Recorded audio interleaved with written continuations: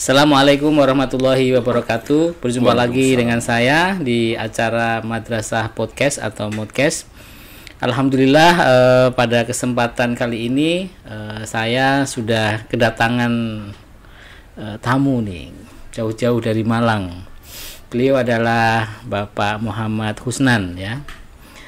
Pak Husnan ini terkenal sebagai kepala madrasah. Terakhir beliau menjabat sebagai Kepala MAN 2 Kota Malang. Nah, kita tahu kalau MAN 2 Kota Malang itu termasuk madrasah yang berprestasi ya. Dalam 3 tahun terakhir ini masuk dalam 10 besar madrasah dengan nilai UTBK tertinggi. Nah, tentu madrasah yang bagus itu tidak akan lepas dari kepala madrasah yang bagus dan berprestasi. Pak Husnan ini tahun 2022 pernah mendapatkan prestasi guru inspiratif begitu, dan juga pernah mendapatkan apresiasi dari ASN solutif dari Kementerian Agama. Nah, kita ingin tahu banyak tentang siapakah Pak Husnan ini sebenarnya. Halo Pak Husnan, apa kabar? Alhamdulillah, baik. Oke Pak Husnan, kita mulai bincang-bincang yang ringan-ringan saja ya Pak. Pak Husnan itu lahir di mana sih Pak? Di Arema Mas. Aremania ini, Arema. Arek Madura, bukan Arek Malang. Arek Madura, oke. Arek Madura. Madura yang mana Pak? Tepatnya di Sampang itu. Sampang, di tengah-tengah antara Pulau Madura itu ada Bangkalan, Sampang, Pamekasan dan Sumeneb. Okay. Saya di Sampangnya di tengah-tengah. Belajar SD. Waktu itu kan kalau di daerah Madura itu kan madrasah lebih tahun segitu madrasah lebih ini ya, lebih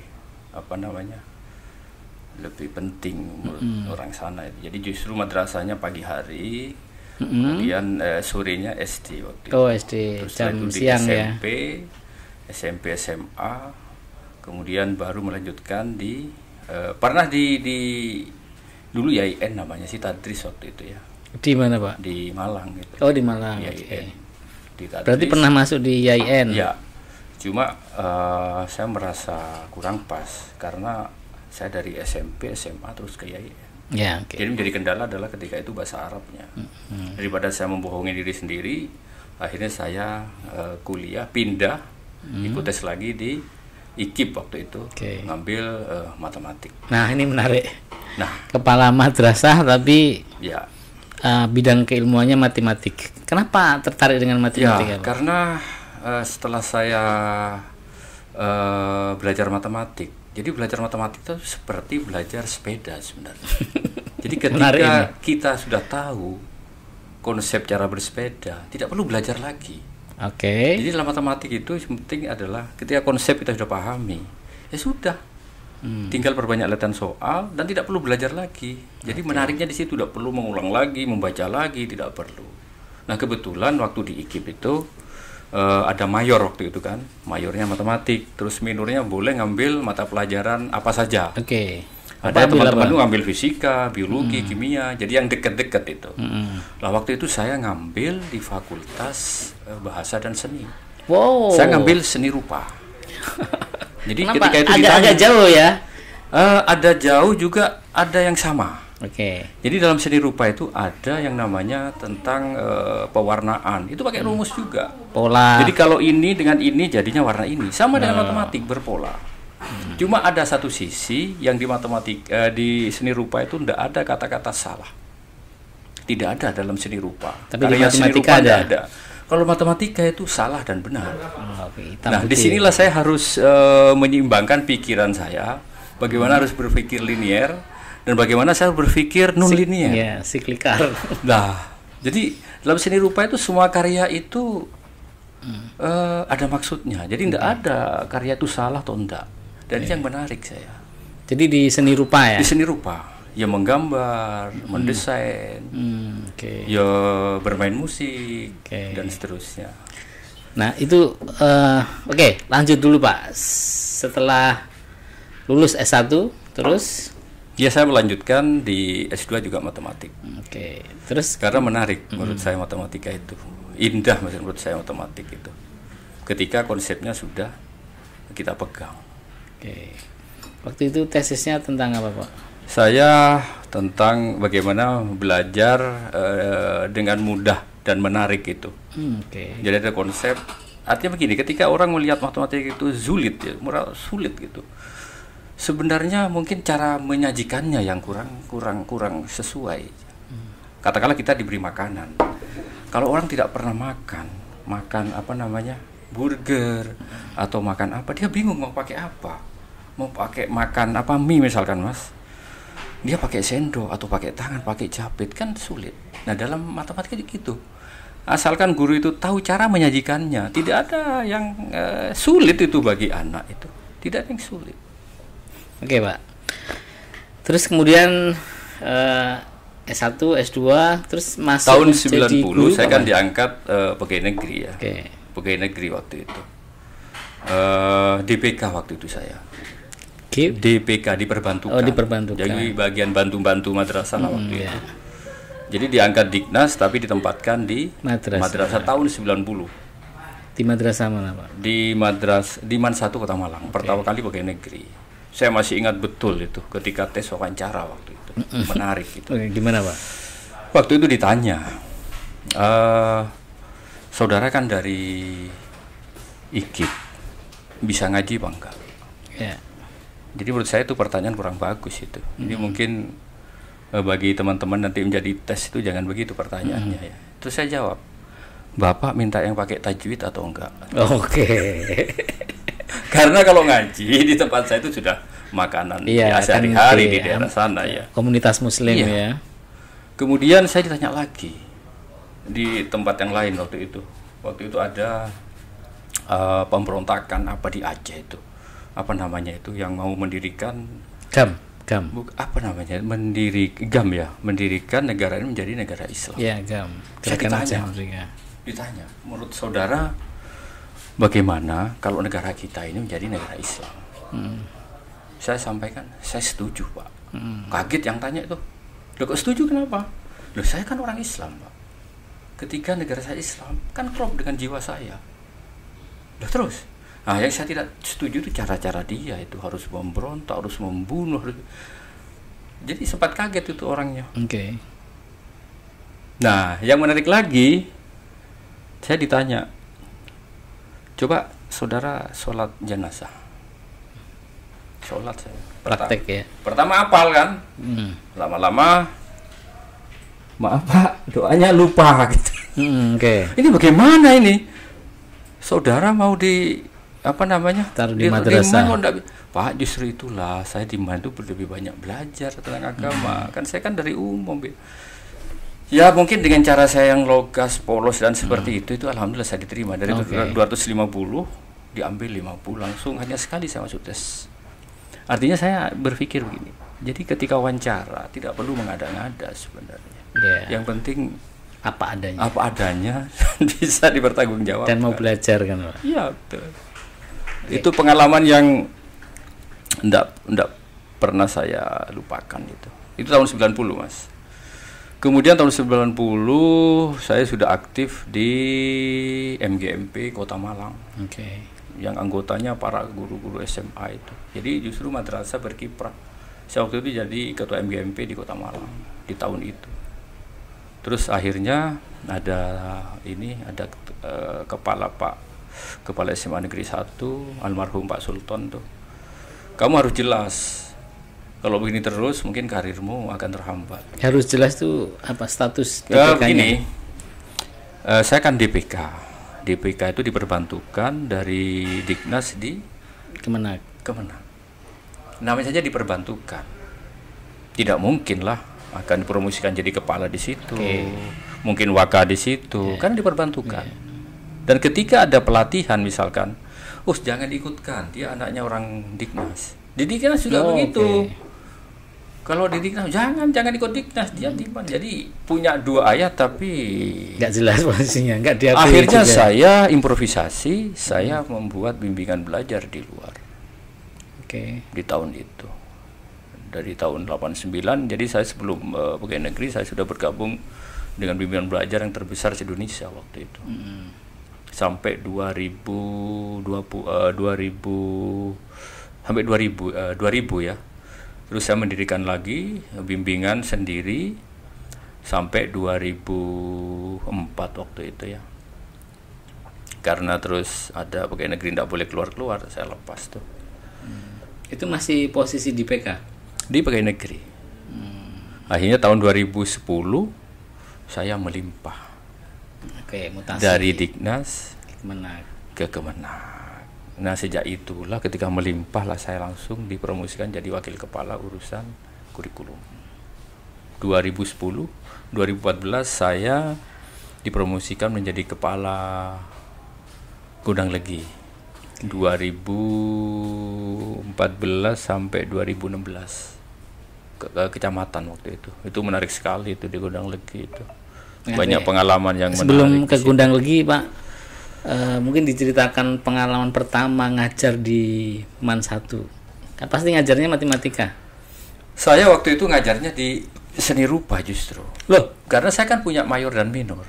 Oh, oke. Saya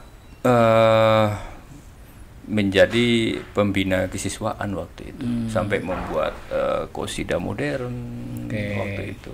Jadi matematikanya enggak? Matematika belum kepake. Baru tahun kedua baru ngajar matematika. Baru ngajar seni matematik itu.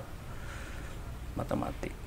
Nah, ketika ngajar matematika tentu kan tadi Bapak kasih tahu kalau ngajarnya itu biar tidak sulit itu seperti apa? Iya. Nah, itulah kehebatan dari bimbingan belajar.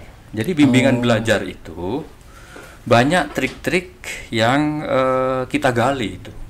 Jadi pengetahuannya dari belajar tapi kalau itu dipraktekkan di sekolah itu menyesatkan anak karena konsep tidak kepake. Tapi ketika konsep sudah kita pakai digabung dengan trik, maka ngelihat soal tidak perlu dikerjakan, Mas.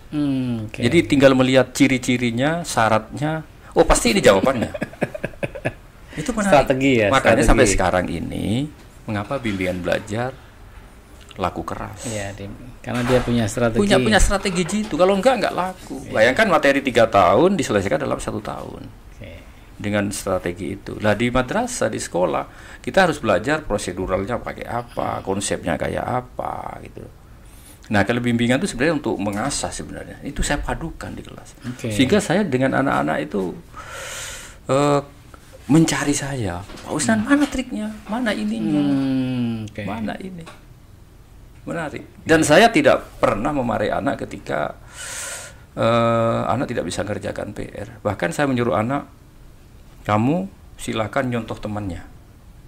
Kalau ada PR dari Pak Usnan, silakan nyontoh itu dari temannya. Tapi jangan hanya nyontoh, tanya caranya juga. Tapi nanti ketika kamu mau maju di depan, buku ditaruh, kamu menerangkan kepada teman-temannya. Ternyata efektif sekali itu. Dan maaf, saya pernah disurvei oleh mahasiswa Unmu waktu itu, terbaik saya se-Kota Malang ngajar matematikanya. Pernah itu, betul, di tahun itu. Jadi makanya saya membuat matematika itu sebenarnya indah dan mudah. Indah dan mudah. Indah dan mudah. Iya. Menarik. Oke, Pak, diminum dulu, Pak. Boleh.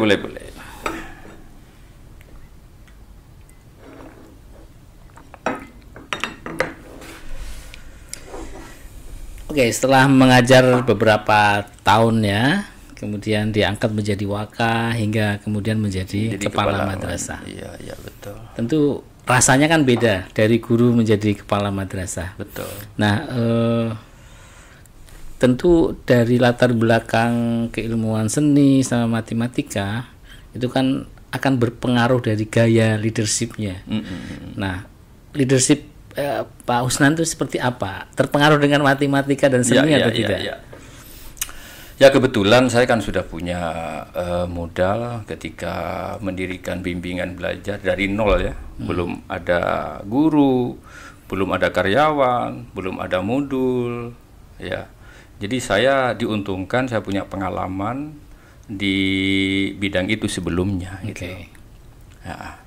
Kemudian ketika saya menjadi di MAN 1 juga pernah kurikulum dan pernah menjadi sekretaris komite, jadi terbiasa dengan wali murid menyampaikan apa dan seterusnya. Sehingga itulah kemungkinan kenapa saya kok dipercaya. Sekali lagi dipercaya untuk di daerah Gudang Legi. Setelah saya tanya, kenapa saya harus di sana? Karena kultur di sana ternyata Madura, Mas. Oh, oke. Sampai harus ke sana dulu, belajar dulu di sana katanya. Iya. Waktu itu SPP-nya 75.000 di situ. Saya masuk. Swasta apa negeri? Negeri. Oke. Kecamatan. Saya masuk ke sana.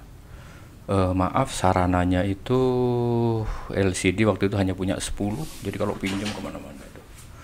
Terus air di kamar mandi itu coklat warnanya, coklat kayak gini, kayak teh nih. Jadi kalau mau apa bersih-bersih mungkin tidak menarik.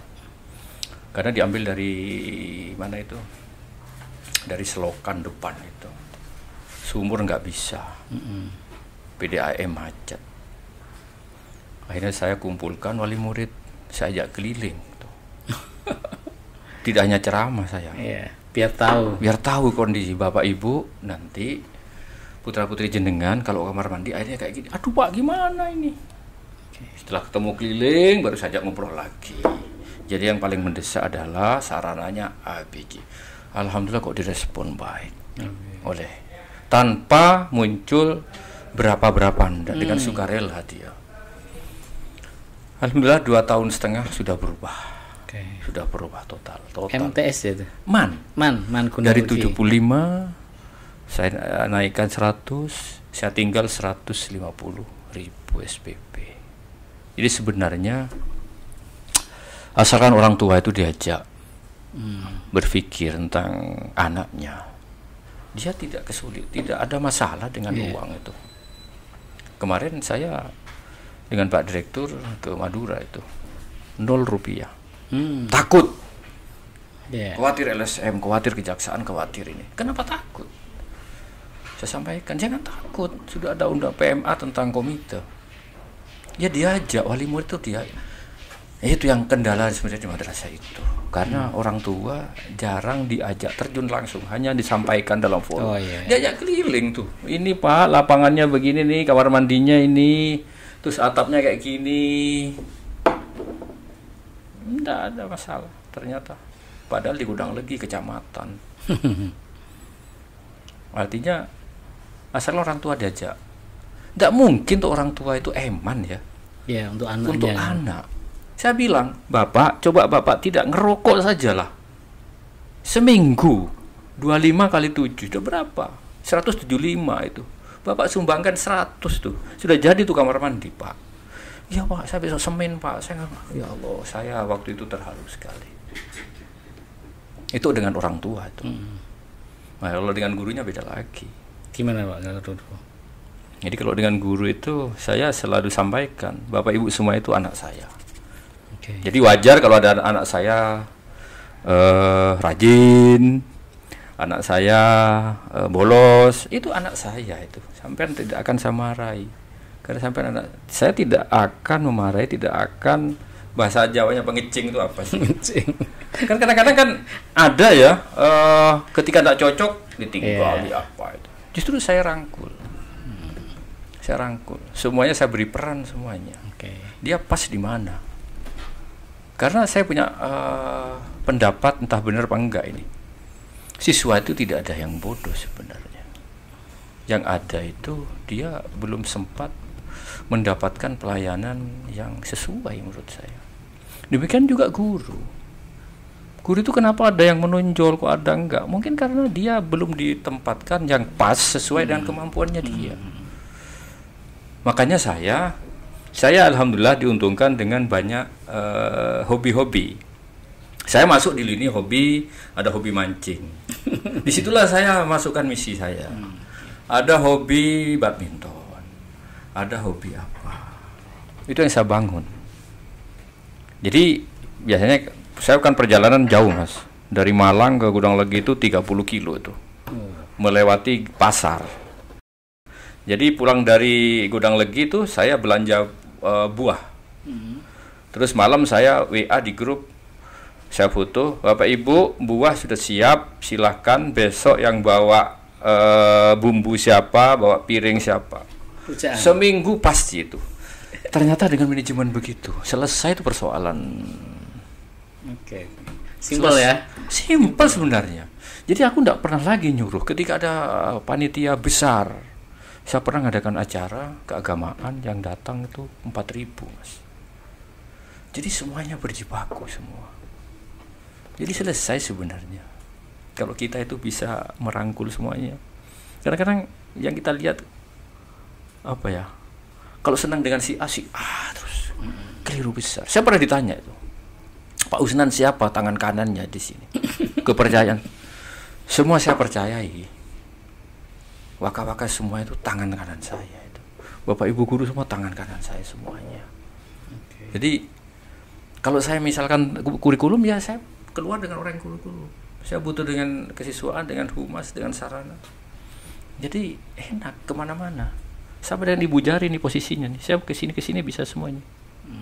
Jangan seperti ini tidak bisa kemana-mana ini. Ibaratnya kayak gitu. Makanya namanya ibu bisa kemana-mana nih. Itulah pimpinan buat saya. Oke Pak, itu di Gondang Legi. Kalau di Legi. Man 1 gimana? Di Man 1 itu karena itu teman sendiri ya, lebih nyaman. Maksudnya teman sendiri? Guru-gurunya? Kan saya kan alumni Man 1. Oh, begitu. Telekomas. Dari tahun 90 saya jadi guru di situ sampai 2014. Berapa tahun? Yeah.